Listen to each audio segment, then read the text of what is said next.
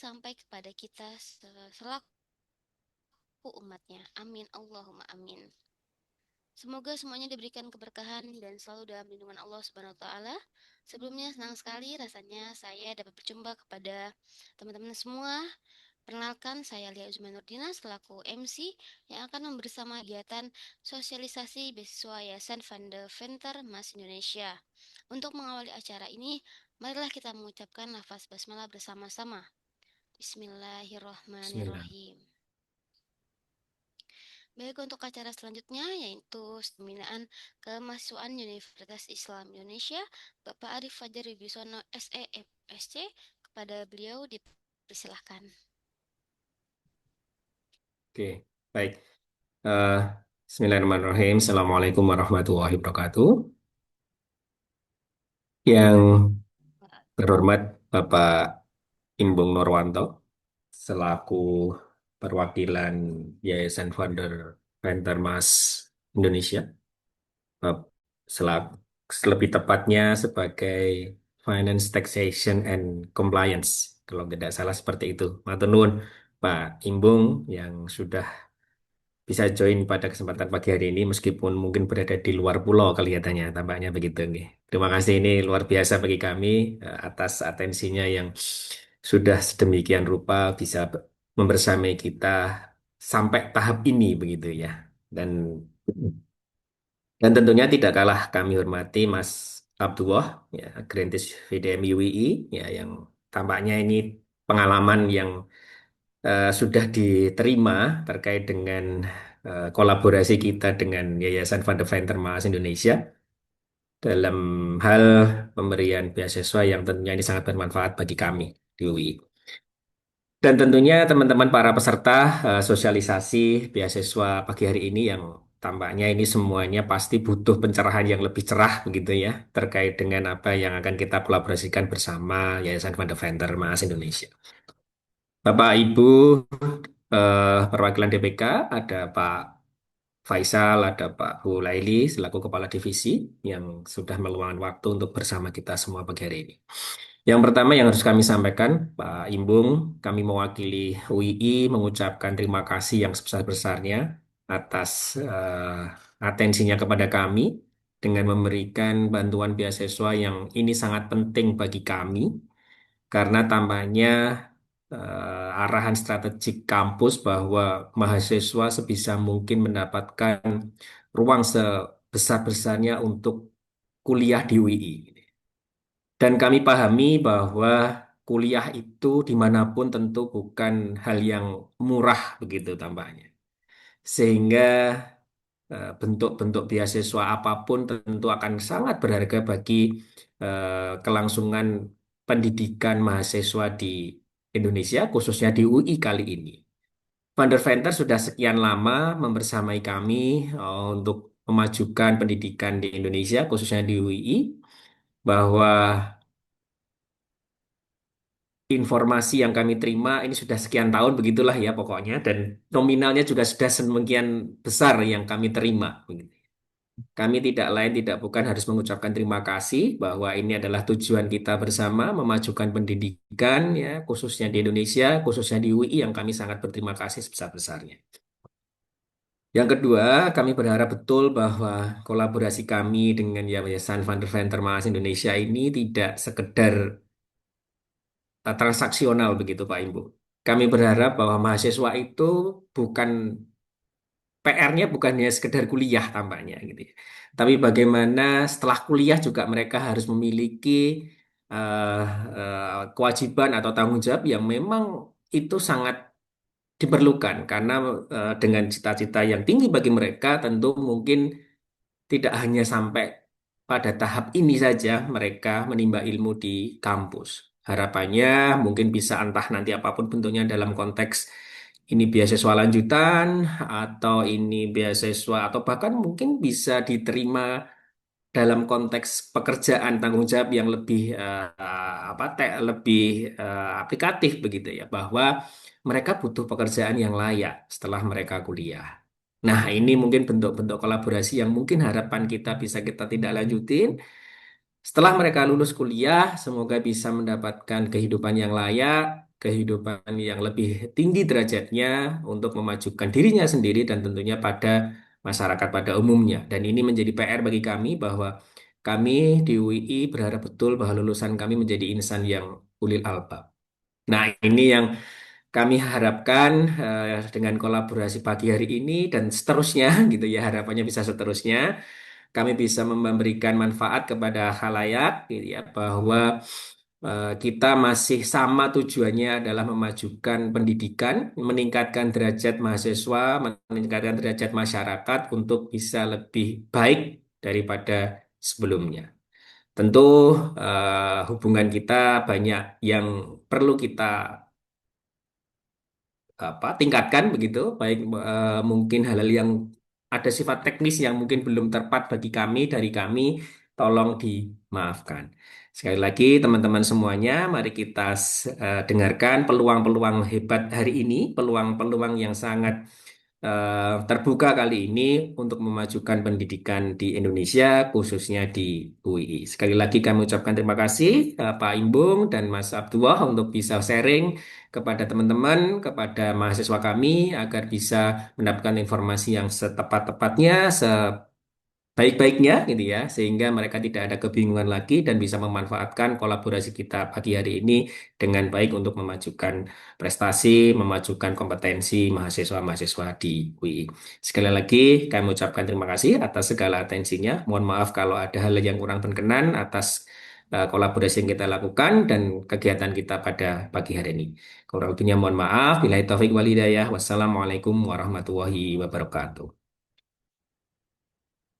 Waalaikumsalam warahmatullahi wabarakatuh. Baik, terima kasih Pak Arif atas sambutannya. Mungkin acara selanjutnya kita langsung masuk ke inti acara ya untuk mengetahui bagaimana sejarah beasiswa Ventermas Indonesia. Kemudian apa saja syarat untuk mengikuti seleksi beasiswa Ventermas Indonesia. Kemudian bagaimana tata cara pendaftaran beasiswa juga yang akan disampaikan oleh Bapak Ibu Nuranto. Pada Bapak dipersilahkan. Baik, terima kasih. Apakah terdengar suara saya? Terdengar Pak? Oh, terdengar. Alhamdulillah.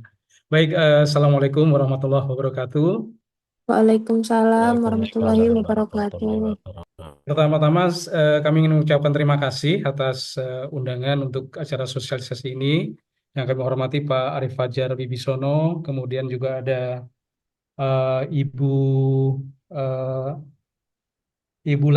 Latifatul Laili ya, Ibu Latifatul Laili, kemudian juga ada Pak Faisal tadi, dan juga ada Mas Abdullah, Mas Rido maupun Mbak Lia sebagai MC.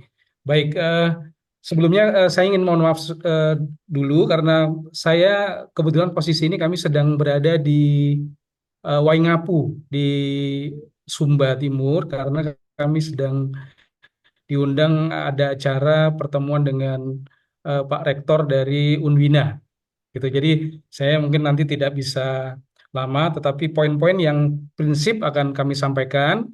Jika ada pertanyaan nanti tentu saja ada Mas Alif dan dan Mbak Farah yang memang membidangi hal itu dan juga ada Mas Abdullah nanti yang beliau sebagai grantis maupun juga apa namanya sudah sering mengikuti kegiatan-kegiatan VDMI di selain scholarship itu sendiri. Jadi nanti bisa sharing dengan itu. Baik, Eh, pertama-tama akan saya memulai dengan sejarah dulu karena kalau kita katanya kalau apa namanya tak kenal maka tak sayang. Ini saya coba share ya Mbak Lia ya. Saya bisa share ya.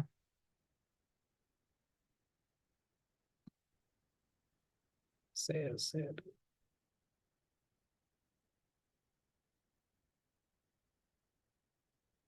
Oke, terlihat ya? Bisa terlihat? Belum Mas. Tadi saya sudah share. Sebentar. Atau Mbak Farah bisa di-share Mbak Farah? Baik, Pak, saya bantu share ya. Ya,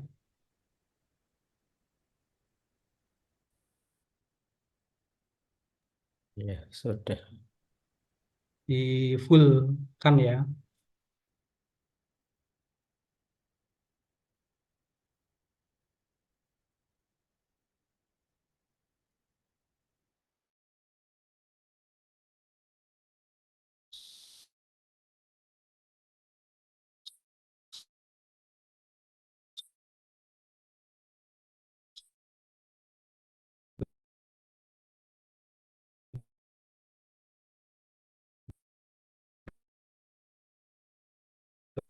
Sudah terlihat, teman-teman? Bapak? Ya.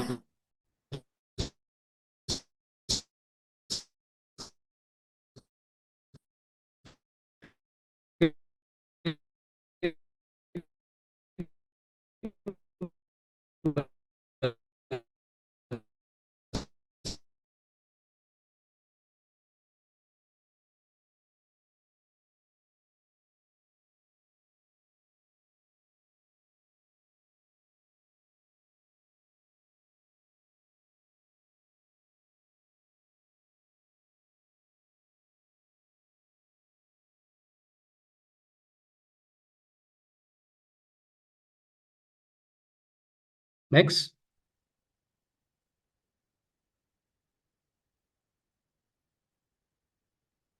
Nah, yang akan kami bahas adalah mengenai sejarah singkat dari Van de Ventermas Stichting, yaitu adalah yayasan yang menjadi donatur tunggal kami di Belanda. Kemudian juga bagaimana menjadi VDMI dan juga misi serta kegiatannya.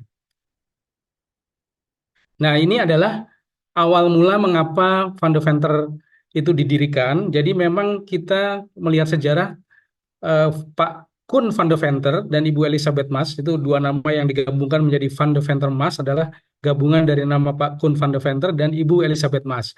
Nah, beliau itu dulu pada tahun 1879 sampai 1904 ya. Ini adalah RA Kartini di mana beliau hidup. Nah, pada saat Pak Koen van de Venter dan Ibu Elisabeth Mat itu masih menjadi lawyer ataupun selesai dari Fakultas Hukum di Leiden, kemudian mereka ditugaskan untuk ke Indonesia.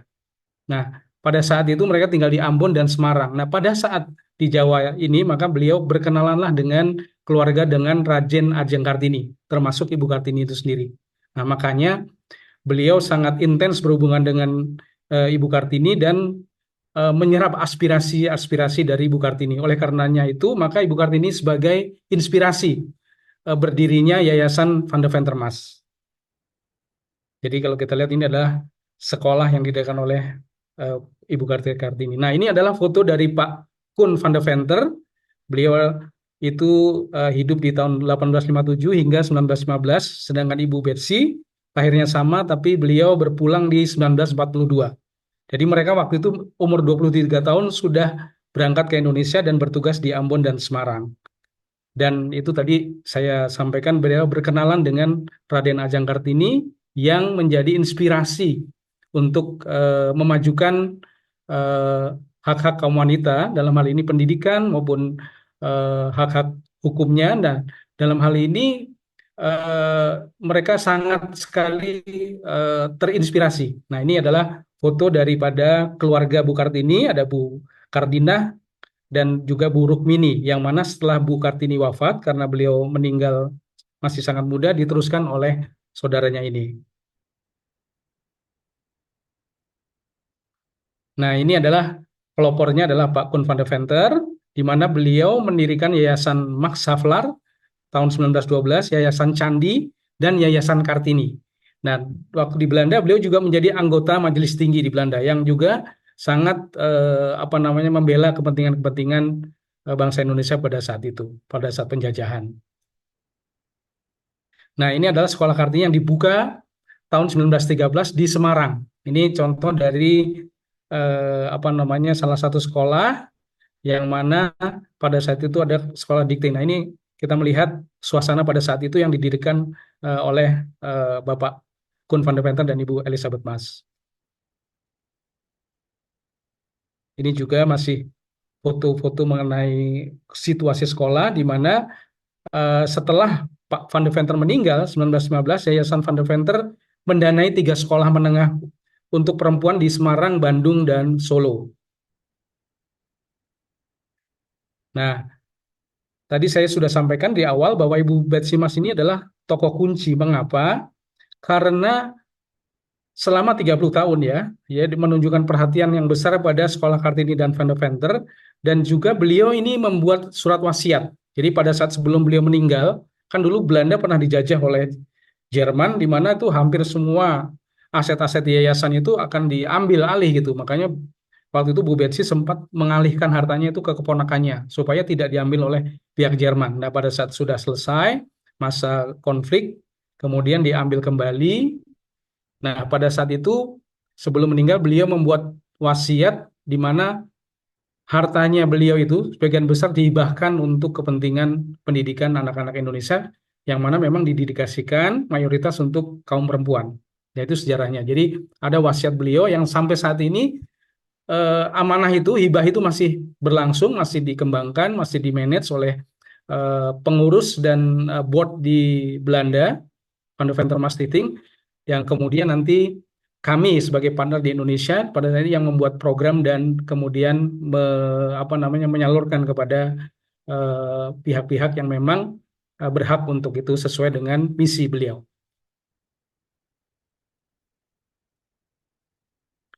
Nah, kemudian pada tahun 2017, jadi kita sebenarnya sudah 113 tahun, tetapi secara legal dalam arti untuk memenuhi legalitas Indonesia, baru pada tahun 2017 terbentuk Van de Ventermas Indonesia.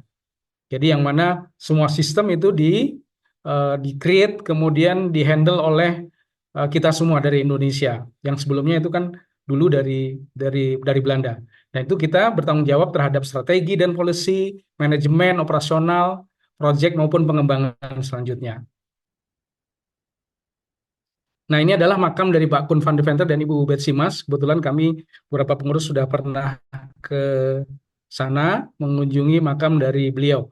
Jadi kalau kita lihat makamnya ini juga masih ada kultur-kultur Indonesia ya. Jadi kayak semacam prasasti gitu ya, candi gitu. Ini makam beliau di Nederland.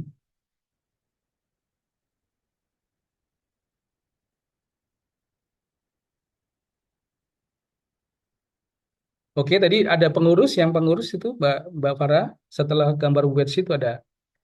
Nah, ini adalah tim dari VDMI Van de Ventermas Indonesia, ada Bu Parce. Bu Parce juga mohon maaf karena tidak bisa hadir. Hari ini juga hadir di pertemuan nanti dengan Pak Rektor Unwina, kemudian saya sendiri, kemudian ada Mas Alip, ada Mas Dios, dan ada Mbak Farah. Jadi kami sebenarnya timnya tidak terlalu besar, tapi kami cukup efektif untuk mengelola dan juga men-survive ya untuk teman-teman penerima beasiswa. Jadi kita inilah yang boleh dibilang yang mengelola, merancang program dan memikirkan bagaimana cara kita mengembangkan potensi dari teman-teman penerima beasiswa VDMI.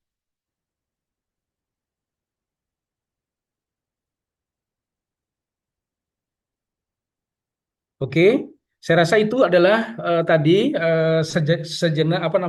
sejarah dari Van de Venter. Jadi kita mengetahui paling tidak nanti kalau sudah menjadi penerima beasiswa, kita tahu siapa sih yang beri beasiswa kita itu. Nah, kita sudah tahu sejarahnya. Jadi awalnya adalah dari sudah lebih dari 100 tahun Van de Venter itu berkiprah sampai dengan saat ini masih dapat bertahan karena bagaimana caranya kita menjaga amanah pendiri untuk mencoba memanage sedemikian rupa sehingga sedapat mungkin kita bisa mempertahankan amanah tersebut.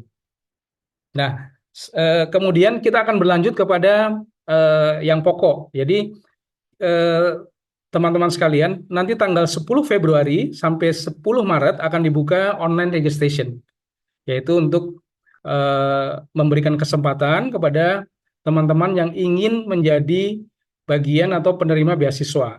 Nah, semuanya akan dibuka secara online. Nah, bagaimana caranya? Ya, jadi tadi pembukaannya dari 10 Februari sampai 10 Maret. Nah, kriterianya apa saja? Kriterianya ini dari S1 maupun D4 ya. Jadi yang tentu sudah tahun pertama sudah mendapatkan IPK. Nah, jadi syaratnya ini sudah ada IPK, kemudian programnya adalah untuk S1 dan D4.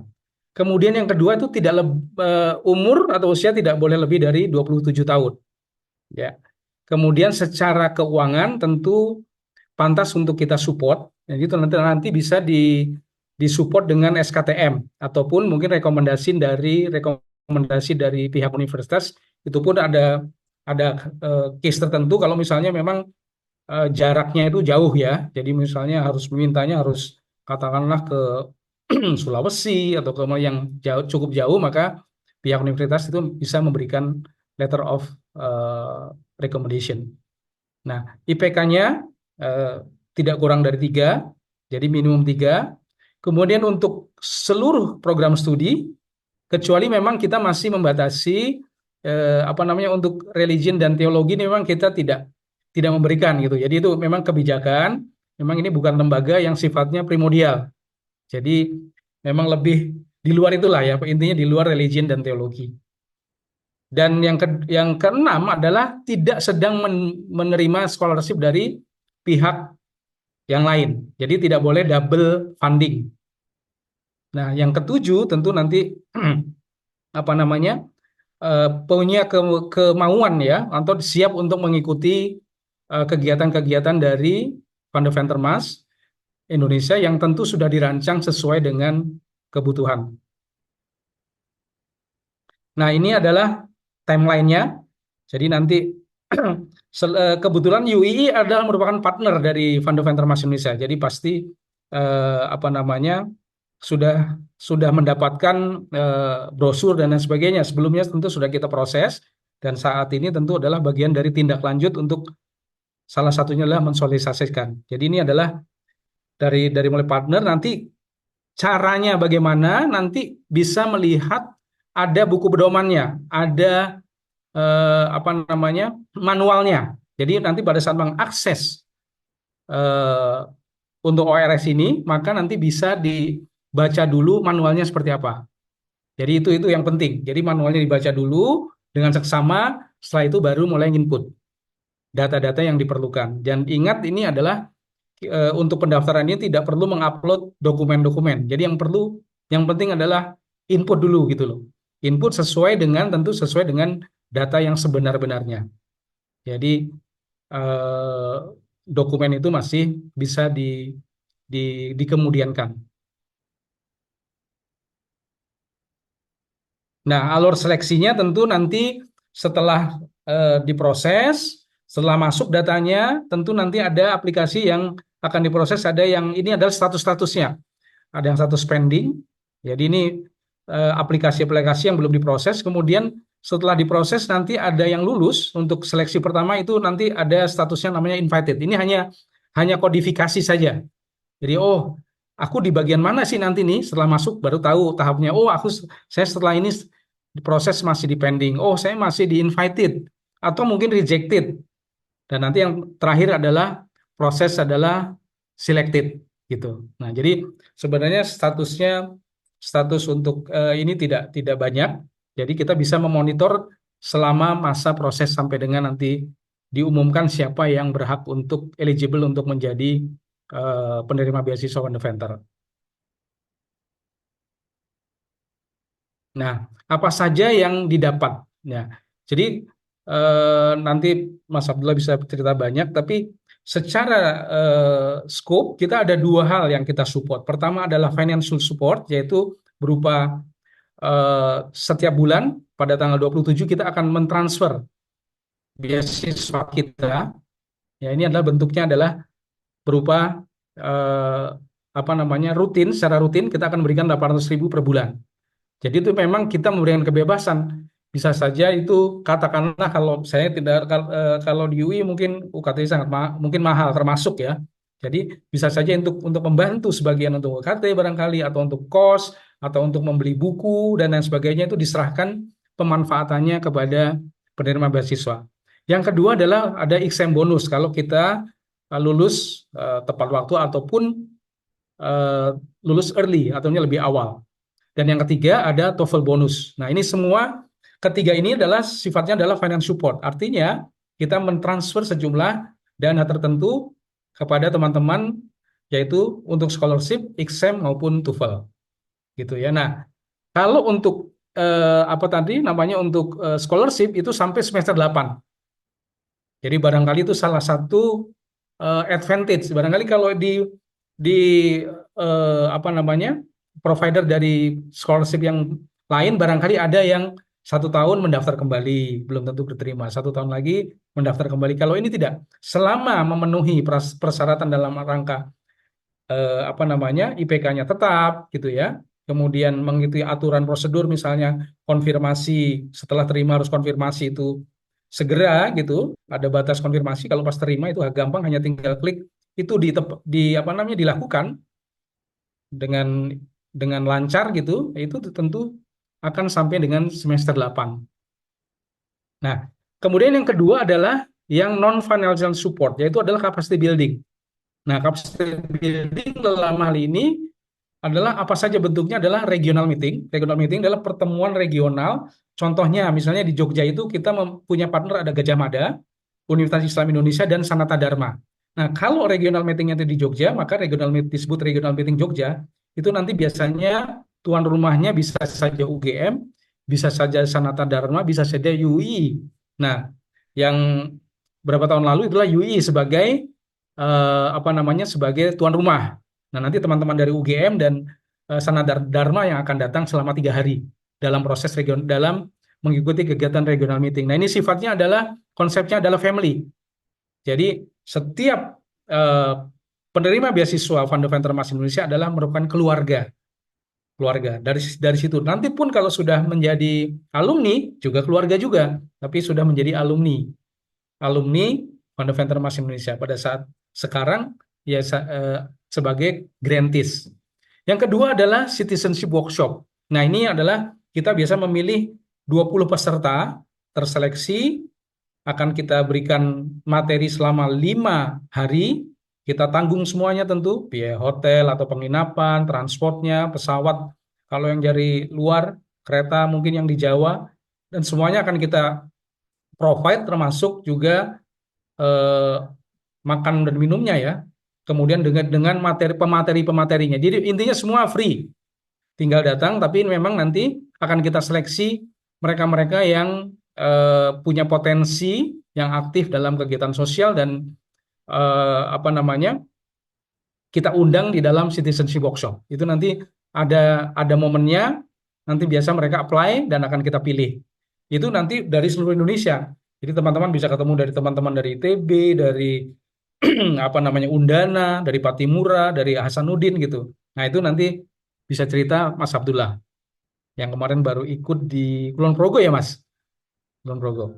Kemudian yang selanjutnya adalah Excellent Writing Club. Jadi Excellent Writing Club ini adalah kita punya template ataupun ini untuk melakukan atau apa namanya untuk memfasilitasi mengakomodir teman-teman yang apa namanya bukan hobi tetapi yang memang eh, berminat dengan tulisan karena mau tidak mau menulis itu sangat penting apalagi kita adalah kaum intelektual. Jadi ini diwadahi oleh Excellent Writing Club. Jadi kita punya template-nya, boleh nanti dengan Mas Ali bisa dikirimkan tulisan-tulisan Anda, entah itu berupa opini, entah itu feature ya, entah itu ilmiah populer, nah itu ada wadahnya bisa dikirimkan.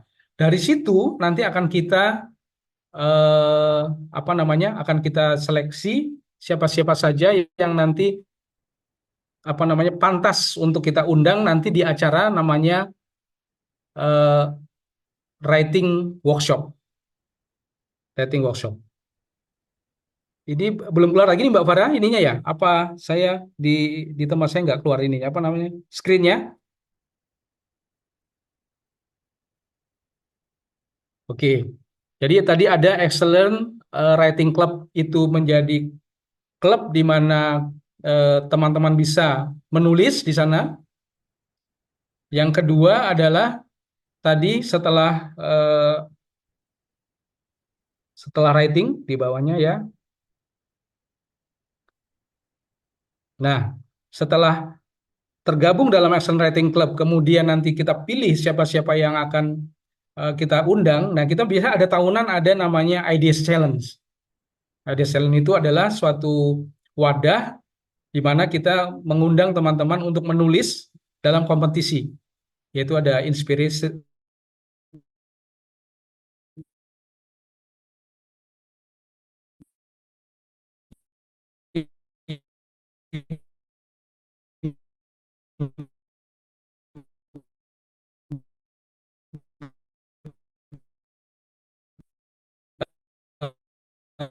Inspiration, digitalization, culture. Jadi tema-tema tentang bahkan. Nah, itu salah satunya di Excellent Writing Club. Nah, itu nanti akan kita undang dalam acara untuk kita kembangkan potensi menulis mereka, gitu ya. Nah, itulah apa namanya yang eh, kembali ke tadi Mbak, masih ke tadi, itulah yang tadi kurang lebih yang offline, yang memang kita tatap muka. Nah, yang terakhir adalah online capacity building. Kita tidak hanya yang offline, tapi juga ada online capacity building. Online itu ya melalui Zoom, ya kita mengadakan ada series of communication, ada series of English, ada series of psikologi. Nah, jadi ini semua ini kita sudah rancang karena sudah kita pikirkan berdasarkan apa? Berdasarkan survei. Jadi pada saat kita mensurvei apa sih kebutuhan dari grantis kita, nah inilah yang akhirnya mereka butuh mengenai apa namanya advice ataupun tentang psikologi maupun tentang Inggris ya bahasa Inggris itu kalau kalau di dalam survei SMS atau Student Monitoring System itu kebanyakan yang tertinggi itu adalah salah satunya adalah bahasa Inggris. Itu adalah menjadi problem gitu ya, problemnya. Oleh karena itu kita siapkan itu. Jadi itu. Oke, next. Nah, ini adalah contoh kegiatan. Contoh kegiatan regional meeting, ini adalah di Padang maupun di Banjarmasin. Kurang lebih 3 hari dengan pemateri tertentu, biasa kita akan memberikan mengenai, bisa itu mengenai apa namanya, bagaimana kita mengenal diri kita, ya untuk nanti kita mempersiapkan diri pada saat kita, baik itu kita pada dalam masa kuliah, studi, ataupun pada saat kita nanti berhadapan dengan masyarakat. Jadi ini lebih kepada memetakan siapa sih kita ini gitu ya, mau kemana kita itu. Kemudian ini, jadi ini konsepnya adalah family, saling mengenal juga dari teman-teman di region yang sama. Ini Padang dan Banjarmasin.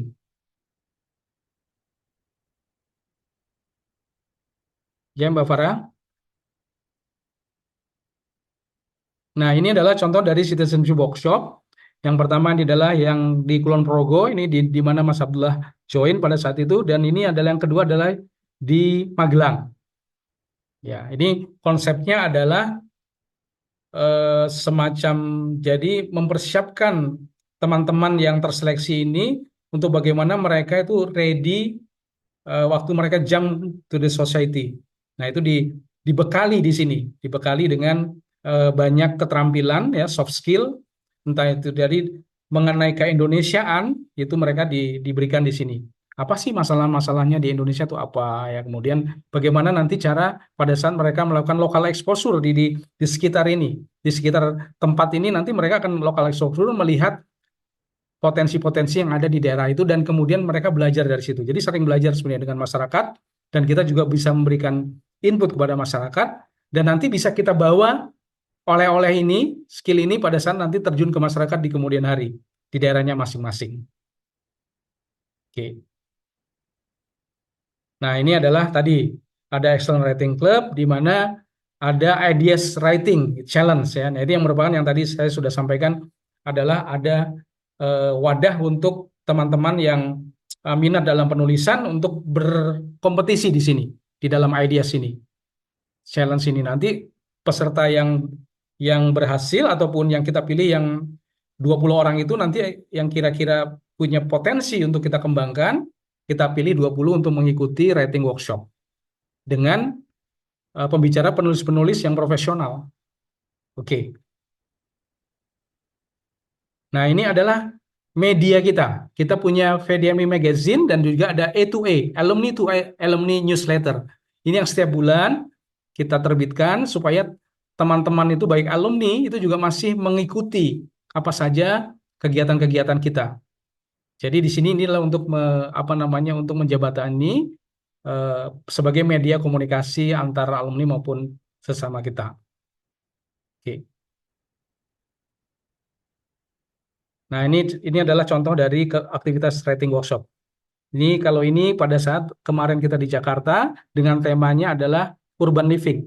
Jadi mereka harus menulis tema bagaimana kehidupan di kota metropolitan. Nah, itu mereka banyak sekali yang apa namanya melihat dari sudut macam-macam. Ada yang sudut ekonomi, ada sudut apa namanya gaya hidup. Nah, itu dituliskan. Nah, nanti hasil tulisannya itu akan dibukukan. Jadi nanti akan dibukukan. Jadi sekarang sudah ada edisi-edisi di mana teman-teman writing workshop itu menulis, sudah kita bukukan, dan masing-masing itu sudah punya karya dalam buku hasil dari writing workshop ini. Nah, ini adalah tadi online capacity series, ini adalah flyer di mana pada saat kita mengundang pada teman-teman untuk join di acara, ada series of communication, ada series of English maupun series of psikologi.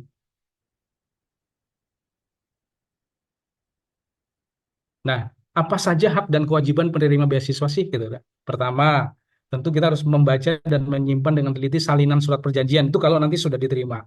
Kemudian harus menyerahkan IPK, hard copy maupun soft copy asli yang sudah dilegalisir. Karena itu apa? Untuk supaya kita melihat dengan valid bahwa oh IPK-nya ini masih masih berhak untuk dibayarkan.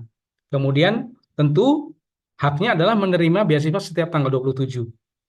Kecuali kalau libur ya. Jadi kita nih sangat disiplin, tidak pernah telat deh pokoknya, dijamin. Gitu. Tanggal 27 pasti masuk rekening kecuali libur tadi. Kalau 27-nya hari Sabtu misalnya, tentu hari Senin baru akan ditampilkan. Kemudian memeriksa dana beasiswa di rekening, kemudian dikonfirm deh tuh. Dikonfirm itu tinggal ngeklik gitu. Jadi itu kalau ini tidak dilakukan akan kita pending. Jadi kenapa itu adalah sebagai pendidikan atau edukasi untuk kita respect. Kita saling merespek. Jadi kita cukup mengklik itu artinya oh saya sudah menerima. Nah, kami juga sebenarnya oh ini sudah terima. Walaupun kita tahu itu pasti masuk rekening. Tapi inilah bagian dari prosedur untuk kita respect to each other. Nah, itu tadi ya dari tanggal 27 sampai 15 Februari. Kalau misalnya Januari contohnya nih besok nih kita transfer. Berarti sampai tanggal 15 Februari itu mereka harus melakukan konfirmasi. Kemudian yang terakhir adalah memperbaharui data. Jadi kalau datanya berubah misalnya alamatnya, emailnya berubah contohnya, atau nomor rekening banknya berubah, itu harus segera diinfo. Supaya nanti tidak, loh kok saya belum terima, oh ternyata rekeningnya berubah. Atau kok saya nggak dapat informasi, oh ternyata emailnya sudah berubah. Gitu ya. Nah itulah kurang lebih teman-teman adalah dari sejarah maupun mekanisme bagaimana mendaftar dan apa advantage ataupun benefit yang didapat dan juga kurang lebih inilah hak dan kewajibannya. Oke. Nah, ini sanksi-sanksi lah. Jadi oh apakah ada sanksi? Ada. Kalau misalnya terlambat tadi tanggal 27 dapat sampai tanggal 15 harus melakukan konfirmasi. Kalau itu tidak dilakukan, kita akan tidak untuk bulan depan kita nggak akan bayarkan. Itu tandanya ada dua. Anda tidak respect, yang kedua mungkin Anda nggak perlu sepertinya gitu. Jangan-jangan kita salah sasaran gitu ya. Atau misalnya Anda gagal memenuhi IPK kurang dari 3. Misalnya harusnya minimum 3, ini tidak. Itu harus apa? Kita masih kasih kesempatan. 1 semester kita hold, dalam arti kita tidak bayarkan, nanti semester depan akan kita cek. Kalau misalnya IPK-nya meningkat ataupun 3 minimum, kita bayarkan kembali. Tapi kalau tidak, ya sudah kita terminate. Gitu. Karena ini juga untuk apa? Untuk me-encourage teman-teman untuk supaya Anda tuh juga harus berprestasi. Walaupun itu quote ya, quote unquote, berprestasi itu bukan berarti kalau IPK-nya itu tidak menjamin juga, tetapi setidaknya Anda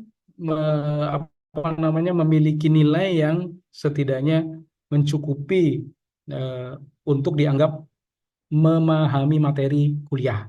Kan itu yang intinya kan gitu. Kan nilai itu menunjukkan bahwa oh kalau hasilnya Smith berarti harusnya itu logikanya mengerti, menyerap apa yang diberikan oleh dosen-dosen. Jadi kita mengencourage itu, jangan sampai IP-nya kurang dari 3.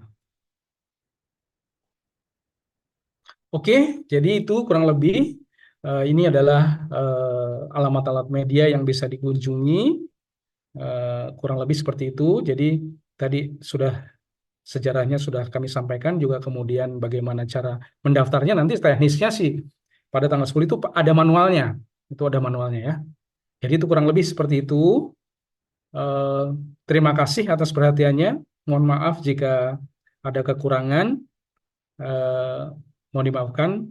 nanti bisa tanya jawab bisa akan dilanjutkan oleh Mbak Farah dan Mas Alif. Sekian, billahi taufiq wal hidayah. Assalamualaikum warahmatullahi wabarakatuh. Waalaikumsalam warahmatullahi wabarakatuh. Baik, terima kasih Pak Imbung atas pemaparannya yang luar biasa. Mungkin bisa langsung ke ayat selanjutnya, yaitu sharing pengalaman penerima beasiswa VDMI yang akan dipaparkan oleh Kak Abdullah. Baik, untuk Kak Abdullah dipersilahkan. Cek, apakah suara saya terdengar? Ya, Dengar, terdengar, Kak? Kak. Siap. Maaf Eh, Mbak Disan, Mas Abdullah, mungkin nanti kalau saya apa namanya, ini saya nanti izin kalau dalam mungkin pas pas sedang pemaparan atau saya off, berarti saya izin karena ada pertemuan dengan Pak Rektor Unbina. Terima Iya, Pak. kasih. Nanti ada masih ada Mas Alif dan Mbak Farah. Ternuhun, Baik, selamat. Iya. Baik, saya izin share screen terlebih dahulu.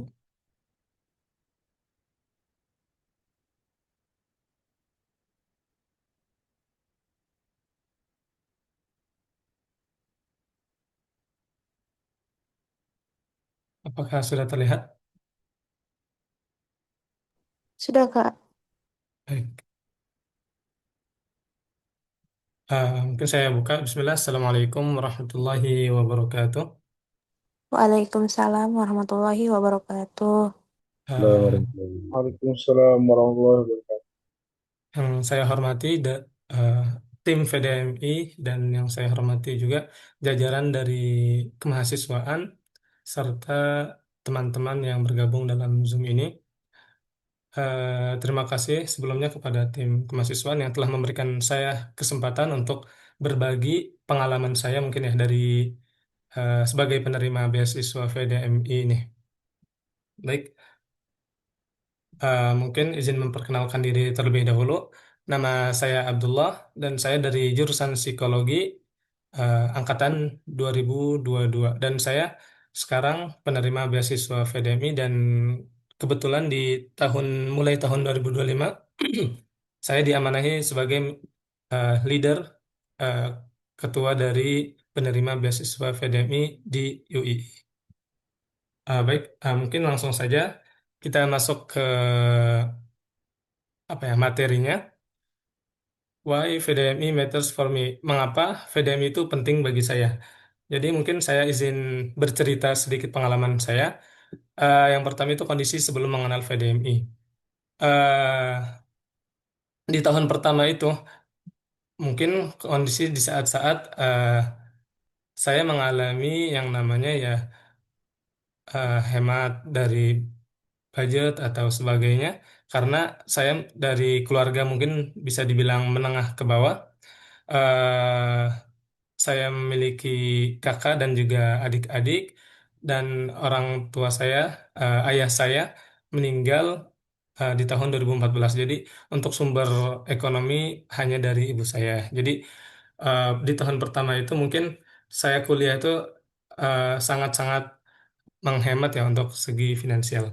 Nah, kemudian ketika saya mengenal beasiswa FEDEMI, tentunya saya mendapatkan informasi dari sosial media, dari kemahasiswaan, dan juga teman saya mengajak untuk mendaftar VDMI. Justru disitulah mungkin titik terang dari selama ini yang saya temukan gitu. Mungkin untuk lika-liku pendaftarannya itu ya harus menyiapkan berkas-berkasnya dan kebetulan juga saat itu saya sedang di kampus ya sudah selesai masa liburannya jadi eh, untuk menyiapkan berkas-berkasnya itu agak sedikit repot ya mungkin eh, karena mungkin banyak beberapa berkas yang harus disiapkan tapi untuk periode sekarang sepertinya lebih mudah karena kebetulan juga dibukanya pendaftaran ini di saat UI libur. Jadi mungkin teman-teman bisa menyiapkan untuk berkas-berkas yang dibutuhkan nanti ketika ingin mendaftar dari rumah. Jadi apa aja yang perlu disiapkan agar berjalan dengan lancar.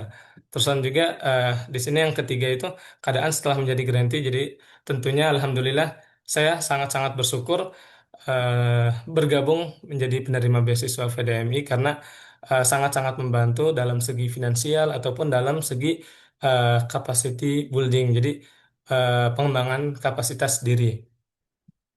Nah, VDMI itu bukan hanya eh, uang gitu yang kita terima.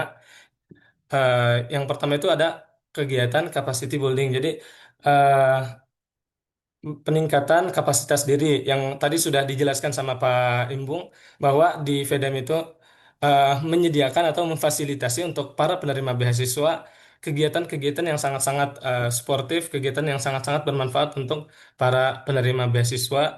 Tadi yang sudah dijelaskan ada kegiatan regional meeting dan kebetulan yang saya ikuti saat itu di tahun 2023 di UII, tempatnya itu di Perpustakaan Lantai 2. Nah, di situ eh, berkegiatan selama 3 hari dan yang tadi sudah dijelaskan juga dari berbagai regional apa namanya dari berbagai kampus yang ada di Yogyakarta mengikuti kegiatan regional meeting ini di UII dari kampus UGM, kampus Sanata Dharma dan eh, ada beberapa kampus yang non mitra dari kampus Ahmad Dahlan dan juga Muhammadiyah kalau tidak salah. Jadi Muhammadiyah Yogyakarta mereka mengikuti semuanya di kegiatan regional meeting ini.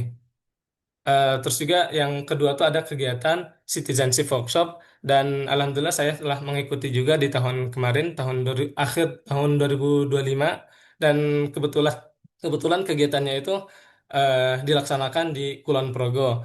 Nah, yang sudah dijelaskan sama Pak Embung bahwa kegiatan ini dilaksanakan secara 1 pekan berturut-turut dan itu kita sebagai penerima nih difasilitasi secara lengkap baik itu dari tempat tinggal, dari transportasi pulang pergi dan semuanya jadi bahkan ada bonusnya gitu dari tim PDMI.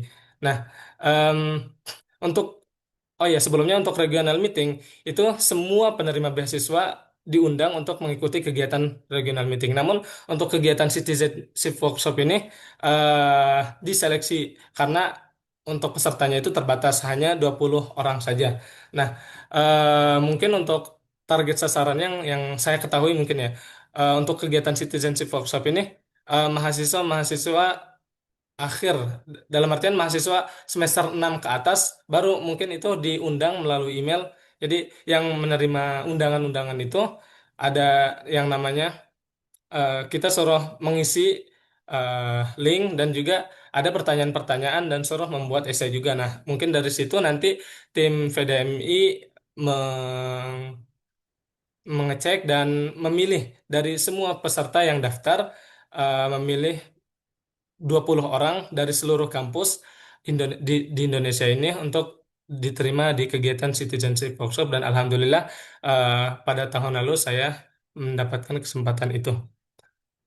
Terus juga di sini ada kegiatan excellent writing workshop. Nah, eh, mungkin untuk kegiatan ini saya belum belum apa namanya belum mengikuti karena di sini kan Excellent Writing Workshop ini sebelumnya harus mengikuti Excellent Writing Club terlebih dahulu. Nah, dari situ juga eh, saya sempat ingin mendaftar, namun ada beberapa kendala, jadi saya sebelum mengikutinya juga.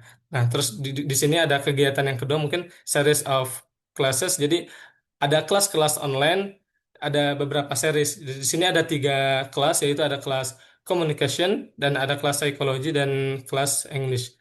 Jadi kelas-kelas ini sama seperti apa namanya citizenship, dalam artian peserta-pesertanya itu dipilih karena terbatas. Jadi sebetulnya kelasnya online, namun ada beberapa pertemuan eh, seperti kelas communication ini dalam 1 pekan ini misal ada 2 kali pertemuan atau bahkan satu satu kali pertemuan dalam 1 pekan, jadi dilaksanakan secara daring.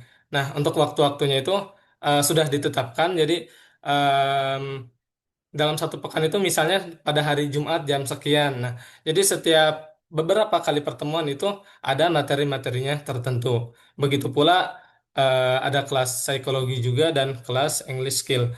Dan itu untuk waktunya tidak bersamaannya. Jadi mungkin untuk 1 tahun periode ini di awal di bulan-bulan awal ada kelas communication atau mungkin ada kelas psikologi. Jadi setelah kelas itu sudah selesai, baru nanti ada kelas lagi, kelas psikologi, dan jika sudah selesai juga baru nanti ada kelas English juga. Jadi jika teman-teman ingin mengikuti semua kelas ini sangat memungkinkan. Jadi kelas-kelas ini tidak bertabrakan satu sama lain. Dan untuk yang ketiga ada social project. Jadi kami sebagai penerima beasiswa ini dilatih untuk yang namanya membantu satu sama lain. Jadi em, ada kegiatan-kegiatan yang mana dari daerah tertentu itu membuat suatu kegiatan. Nah, kegiatan itu membutuhkan finansial atau membutuhkan eh, sumbangan dari teman-teman grantis ataupun non grantis juga bisa menyumbang. Jadi eh, untuk yang terakhir ini ada kegiatan sumbangan yang bentuknya itu kita membeli kaos dan untuk keuntungannya itu nanti dialokasikan ke sosial project itu. Nah, terus selanjutnya di sini ada eh nah, di sini ada rutinitas grantis, jadi rutinitas penerima beasiswa. Yang pertama yaitu upload berkas KHS yang sudah ditandatangani pada link SAS setiap semester. Jadi pada link Scholarship Administration System. Jadi eh, mengupload berkas IPK yang sudah ditandatangani oleh Kaprodi dan juga dosen pembimbing akademik. Terus mengumpulkannya di link SAS dan juga pada apa namanya, dan yang kedua ini ada mengumpulkan KHS secara fisiknya juga ke PIC setiap semesternya. Jadi setelah selesainya masa-masa UAS seperti saat ini, jadi nanti di kemudian beberapa hari itu para penerima beasiswa wajib mengupload berkas IPK. IPK-nya tentu yang apa namanya, sebagai persyaratan agar kita mendapatkan beasiswa di semester berikutnya gitu. Dan untuk IPK-nya juga paling minimal tadi yang sudah disebutkan yaitu 3,00. Dan yang ketiga yaitu mengecek rekening dan konfirmasi di SAS juga setiap bulannya. Jadi dari beasiswa FEDEMI ini kita mendapatkan finansial setiap bulannya itu. Nah, dan tadi sudah dijelaskan juga untuk waktunya itu biasanya akan ditransfer pada tanggal 27 setiap bulannya. Nah, jika di hari libur mungkin pada tanggal 27 itu nanti di hari kerja berikutnya. Nah, setiap eh, pada tanggal tersebut sebelum mengkonfirmasi di link SAS di sistemnya, kita harus mengecek terlebih dahulu di rekeningnya apakah beasiswanya sudah masuk atau belum. Ditunggu mungkin jika yang belum, karena pasti di hari itu juga bakal ditransfer gitu. Nah, jika sudah masuk di rekening, maka kita tuh kayak apa namanya, harus mengkonfirmasi di link SAS. Jadi tinggal klik juga di sana konfirmasi bahwa kita sudah menerima beasiswa itu. Em, Jika tadi sudah dijelaskan juga, jika kita tidak mengkonfirmasi di link SAS, nanti beasiswa bulan berikutnya itu tidak dikirimkan. Mungkin selanjutnya di sini ada kegiatan-kegiatan tadi yang sudah dijelaskan juga, ada dokumentasi-dokumentasinya. Yang pertama ini ada regional meeting waktu itu di UI juga. Jadi ada berbagai kampus dari UGM, Sanata Dharma, UI, dan Universitas Ahmad Dahlan yang non partnernya itu, dan ada beberapa kampus lagi yang mengikuti kegiatan ini. Terus juga yang kedua ini ada kegiatan citizenship workshop.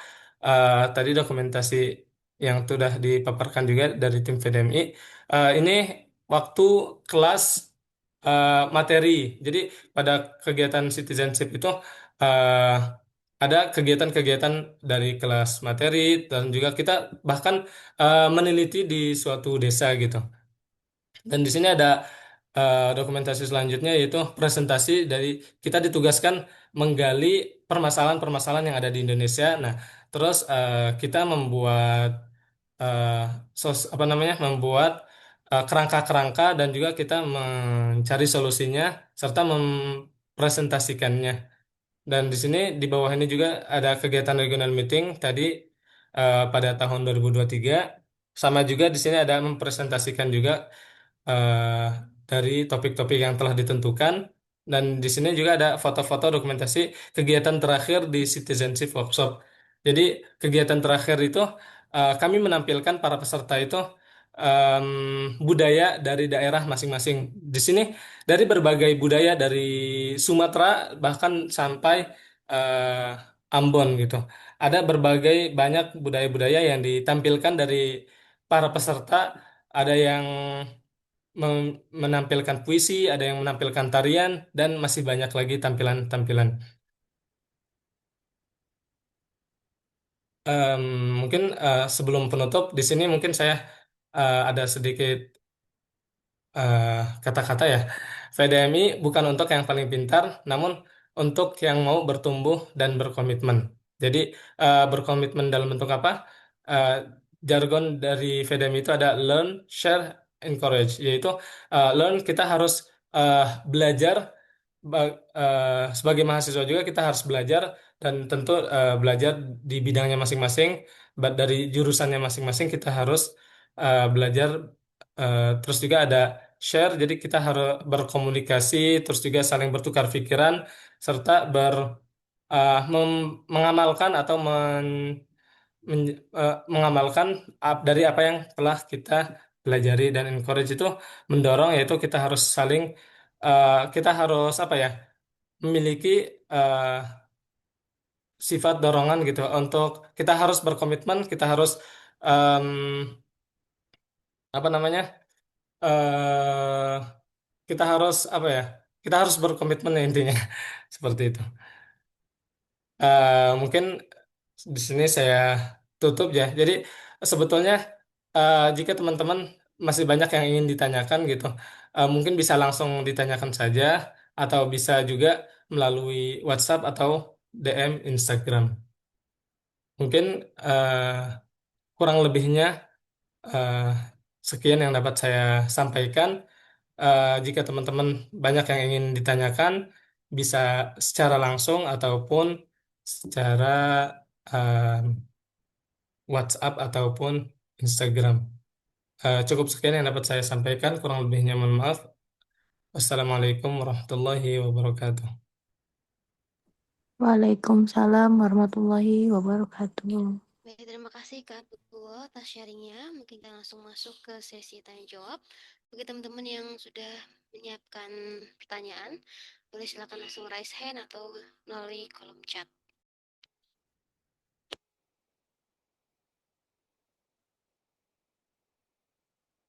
Oke, teman-teman silakan yang ada pertanyaan bisa langsung raise hand atau melalui kolom chat.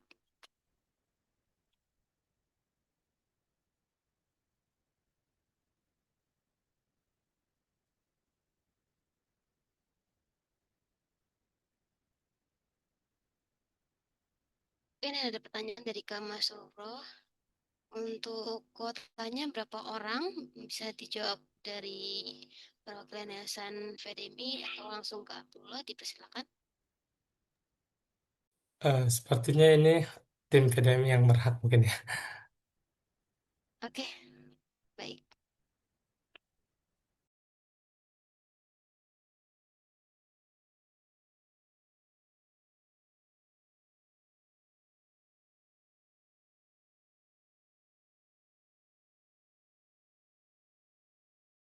Oke. Halo teman-teman dari WI. Saya mau bantu menjawab untuk pertanyaan dari yang pertama tadi dari Mas Rurah ya. Mengenai kuota, itu kita tidak bisa memastikan untuk kuotanya karena kuota itu akan ditentukan oleh jumlah pendaftar. Jadi kalau misalkan dari UI itu antusiasmenya tinggi, otomatis juga akan meningkatkan kuota dari Universitas Islam Indonesia gitu. Jadi untuk ketetapan kuota itu nanti akan baru terlihat setelah penutupan dari pembukaan ORS tahun ini. Kemudian ada pertanyaan lagi kah? Ada pertanyaan dari Kak Putri Aulia, Mas. Tri Aulia. Oke. Assalamualaikum Kak. Apakah salah satu syarat pendaftaran adalah membuat esai? Nah, untuk pembuatan esai ini nanti baru akan diberikan di tahap kedua, ketiga.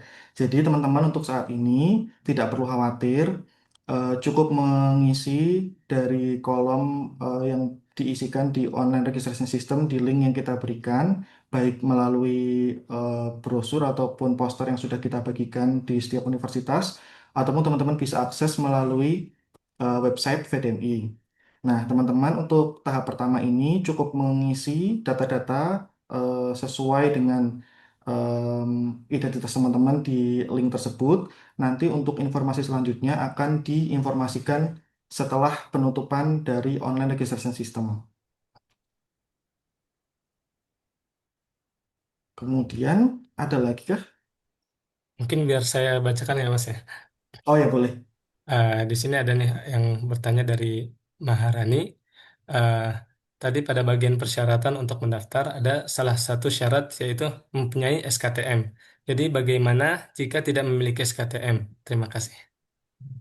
Oke teman-teman, untuk SKTM itu kan sebetulnya kita memerlukan untuk karena kan beasiswa kita kan base-nya untuk teman-teman yang diperuntukkan untuk teman-teman yang kurang mampu. Dan SKTM ini adalah salah satu syarat dokumen yang kita bisa jadikan sebagai bukti tertulis dan legal yang dikeluarkan oleh kelurahan maupun kecamatan yang membuktikan bahwa teman-teman memang berasal dari keluarga yang membutuhkan. Nah, namun pada beberapa kondisi memang SKTM beberapa kelurahan memang tidak susah ya mengeluarkan SKTM. Jadi dari VDMI teman-teman bisa mengganti SKTM dengan surat keterangan dari universitas yang menerangkan bahwa teman-teman berasal dari keluarga yang kurang mampu dan membutuhkan beasiswa. Baik. Eh, untuk pertanyaan selanjutnya mungkin ya. Di sini untuk follow up setelah ini, apakah ada grupnya sendiri atau nunggu info di Instagram kemahasiswaan? Oh, kalau itu untuk informasi-informasi selanjutnya akan diinformasikan melalui email. Jadi kan teman-teman waktu teman-teman mengisi di link online registration system, nanti kan teman-teman mengisikan email di situ. Nah, untuk tahap-tahap selanjutnya akan diinformasikan melalui email tersebut. Jadi sebisa mungkin email yang diisikan teman-teman tidak ada kesalahan penulisan sehingga semua informasi dapat terkirimkan secara betul. Baik. Ada pertanyaan selanjutnya juga.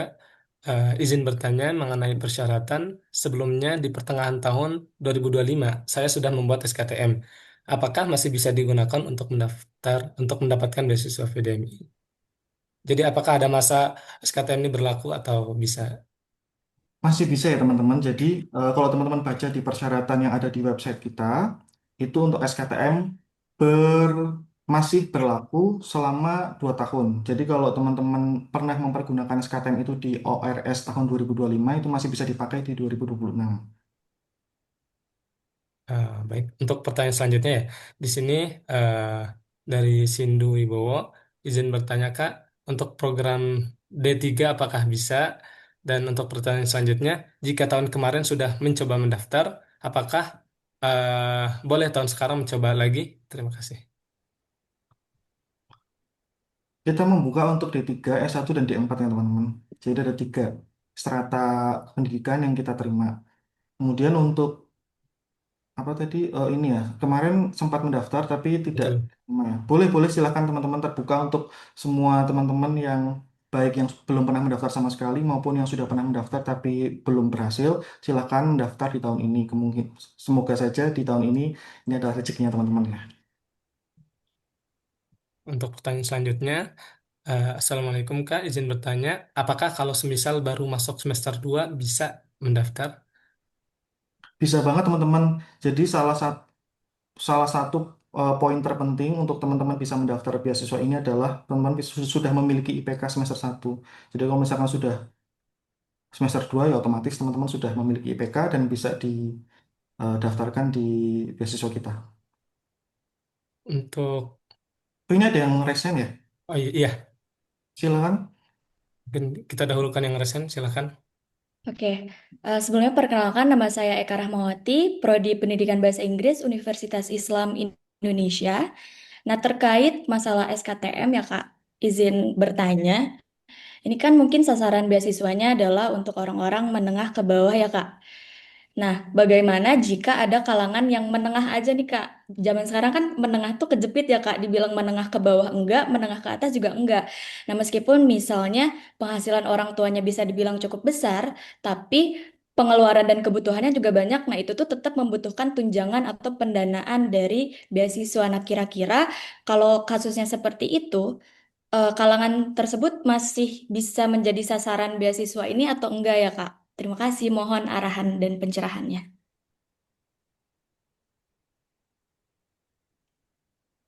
Terima kasih buat Eka pertanyaannya. Jadi sebenarnya kalau untuk beasiswa VDMI sendiri kan kalau untuk persyaratannya memang kita fokuskan kepada teman-teman yang memang dari kalangan yang kurang mampu, tetapi tidak menutup kemungkinan apabila memang mungkin ada ya dari orang tua yang sebenarnya penghasilannya besar, tetapi yang ditanggung banyak. Nah itu juga nanti bisa jadi bahan pertimbangan bagi kami.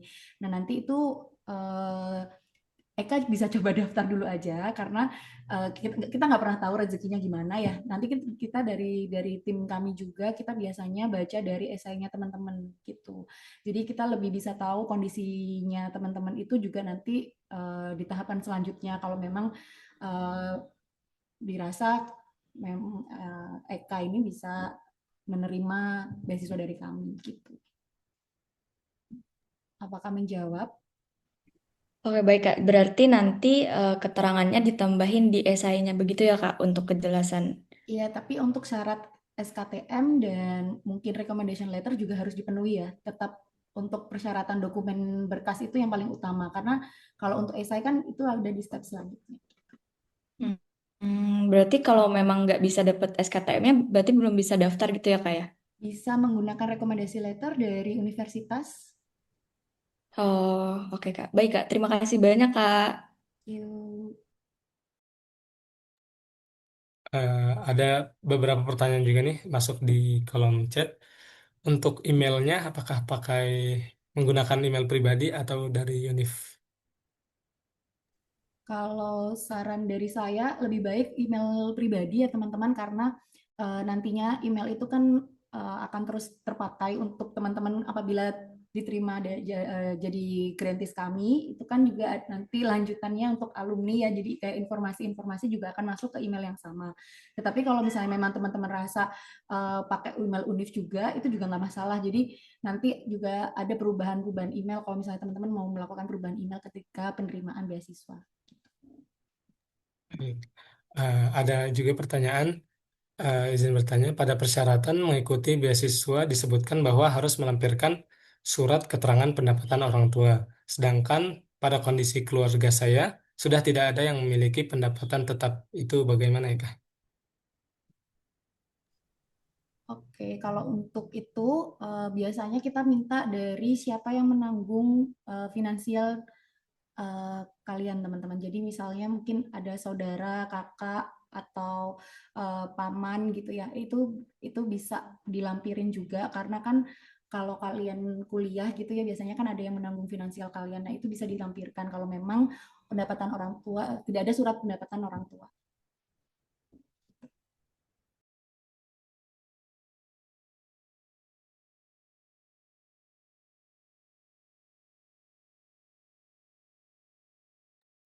Mungkin ada pertanyaan. Maaf, sambung pertanyaan sebelumnya. Untuk link registrasinya itu di mana ya? Dan belum mendapatkannya.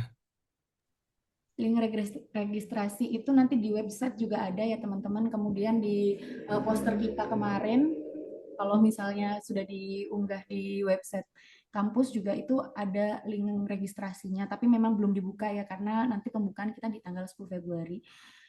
Kemudian ini tadi sepertinya ada terlewat pertanyaan ya Abdullah. Sebelumnya saya sudah Oh iya. mendapat beasiswa dari kampus, kira-kira masih bisa daftar besok. Maaf ya teman-teman, kalau tadi kan sudah ada persyaratannya bahwasanya kalau teman-teman sudah menerima beasiswa lain, PDMI tidak dapat menerima teman-teman gitu. Karena nantinya pun ketika teman-teman sudah diterima dengan PDMI, kalau misalnya teman-teman dapat beasiswa lain, ya akan gugur juga. Gitu.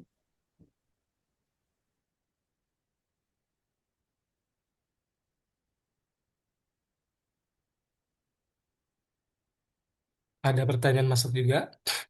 Untuk format surat pendapatannya itu seperti apa ya, Kak? Kita yang membuat sendiri disertai materai atau bagaimana? Kalau untuk surat pendapatan orang tua itu bisa dimintakan ke tempat kerja orang tua ya teman-teman. Untuk kemudian SKTM yang dibuat pada awal 2005 masih bisa. Ini pertanyaannya sama ya sama yang sebelumnya tadi. Jadi bisa dipakai kurun waktunya 2 tahun. Baik, ini ada yang raise hand. Assalamualaikum warahmatullahi wabarakatuh. Kak izin bertanya, mungkin terkait perihal SKTM ya. Itu SKTM kan yang terjadi pada saya itu, saya kan pindah pindah berkas jadi sebelumnya kan saya jadi berpindah kakak dengan orang tua gitu sudah berpisah sekarang. Nah, apakah SKTM-nya itu apa namanya dan surat-surat berkas lainnya gitu maksudnya itu seperti surat penghasilan orang tua itu penghasilan orang tua yang dilampirkan atau saya yang penghasilan saya gitu di sini gitu. Oke, jadi adik ini kondisinya kerja ya sekarang. Iya dan kebetulan sudah pindah jadi di orang Jogja gitu.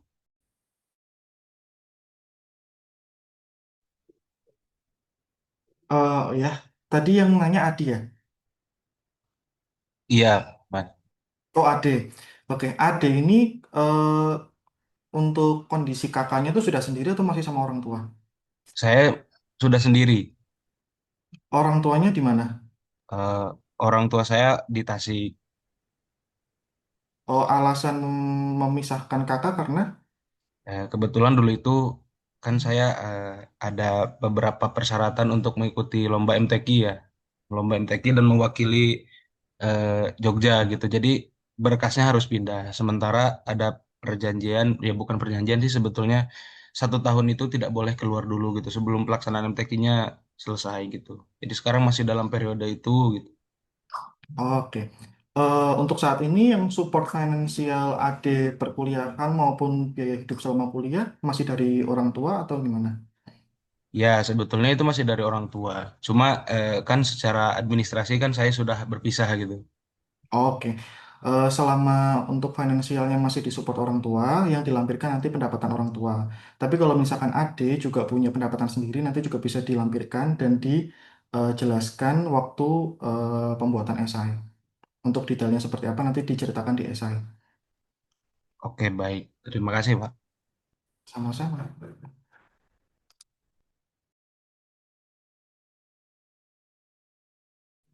Lanjutkan yang ada di kolom chat ya, Kak. Ini ada pertanyaan, jika pekerjaan orang tuanya hanya sebagai petani, untuk surat pendapatannya gimana ya, Kak?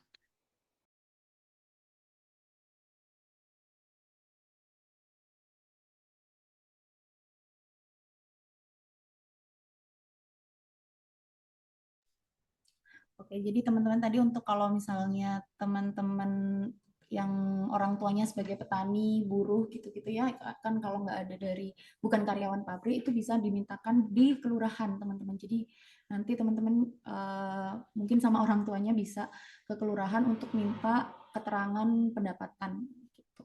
Nanti disampaikan aja dan dari pihak kelurahan biasanya nanti ngasih tanda tangan gitu dan dibuatkan suratnya. Jadi teman-teman sampaikan ke pihak kelurahan. Gitu. Oke. Boleh Mas Ruro yang angkat tangan ya, yang raise hand. Iya, baik. Terima kasih Kak kesempatannya. Izin bertanya.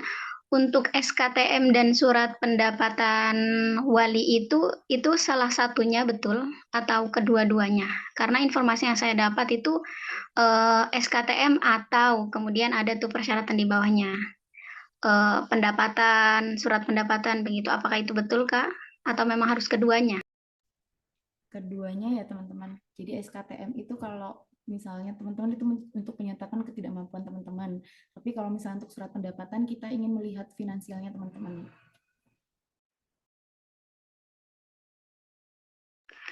Baik Kak, terima kasih.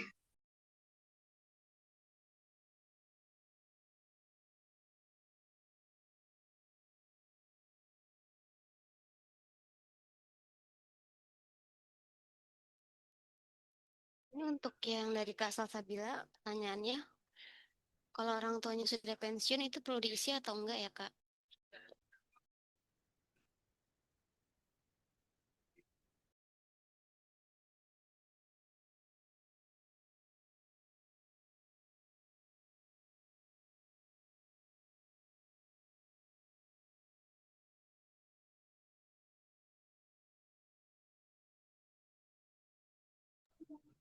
Tadi bisa diulang pertanyaannya? Kalau untuk surat keterangan pendapatan orang tua itu di apa enggak gitu ya? Jika orang tua saya sudah pensiun tidak bekerja, seperti itu. Eh, Kalau pensiun ini kan sebenarnya ada dua kemungkinan ya, pensiun dari PNS atau non PNS. Kalau misalkan pensiunan PNS kan biasanya masih memiliki surat pendapatan status PNS ya untuk pensiun ya. Nah kalau misalkan non PNS itu teman-teman bisa memintakan surat keterangan dari kelurahan. Jadi tergantung dia status orang tuanya pekerjaannya sebagai apa.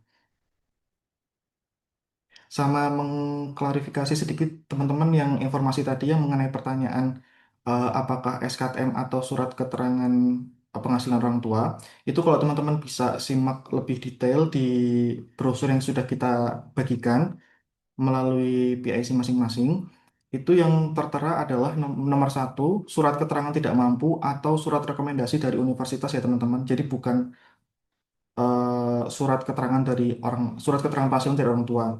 Surat keterangan penghasilan orang tua itu ada di poin kedua dan itu sifatnya wajib, bukan menggantikan surat keterangan tidak mampu. Yang bisa menggantikan surat keterangan tidak mampu adalah surat rekomendasi dari universitas yang menyatakan eh, kondisi finansial teman-teman. Gitu.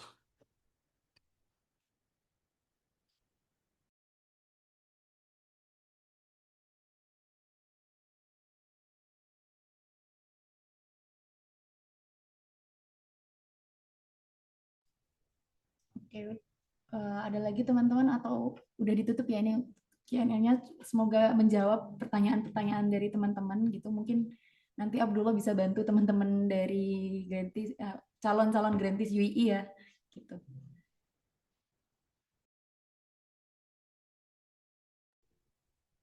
Oke, baik. Terima kasih, Kak.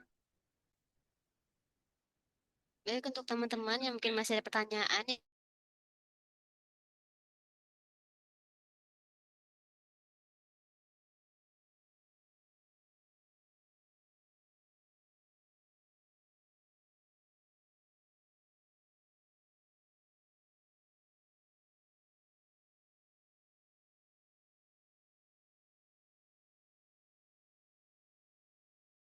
baik, maaf tadi terlempar. Teman-teman yang masih punya pertanyaan bisa ditanyakan langsung melalui Kak Abdullah yang tadi sudah di-share oleh Kak Abdullah. Baik, oke, terima kasih atas semua yang sudah meluangkan waktunya dalam sosialisasi beasiswa Yayasan Vandermas Indonesia. Sangat antusias luar biasa tadi dari pertanyaan-pertanyaan teman-teman semua. Baik, untuk selanjutnya kita sesi foto terlebih dahulu ya. Nanti akan saya bantu.